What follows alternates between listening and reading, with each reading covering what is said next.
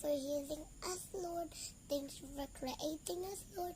Thank you for the gift of life. And we claim it, Lord. In Jesus' name we pray. Amen.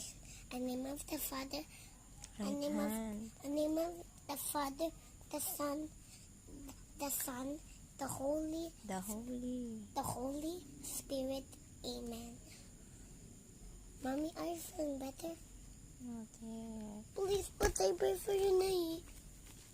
I pray for you. Oh, I think you need to pray seriously. Try to pray.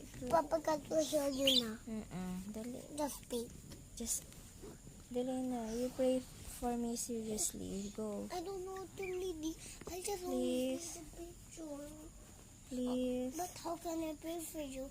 I'm reading books. Ay, okay. You don't want to pray for me? Okay. Papa God, please help Mommy po. Please, Lord. Please, pretty, Lord. We claim it, Lord. Mommy's sick.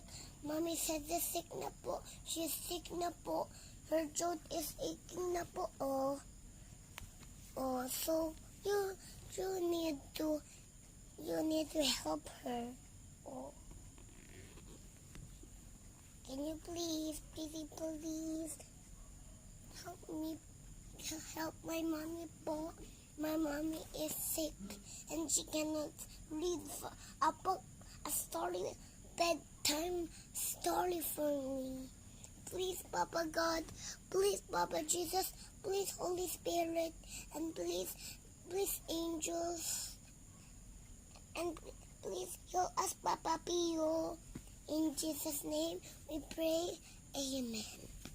In the name of the Father, the Son, the Holy Spirit. The Holy Spirit. Amen. In the name of the Right hand. In the name of the Father, the Son, the Holy Spirit. The Holy. The Holy Spirit. The Holy Spirit.